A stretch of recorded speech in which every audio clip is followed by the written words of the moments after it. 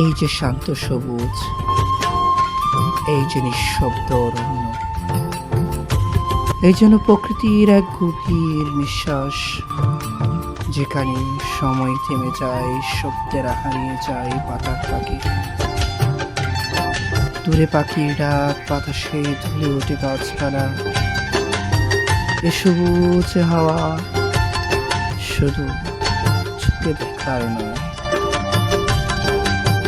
এক অনুভব, এক গভীর প্রশান্তি।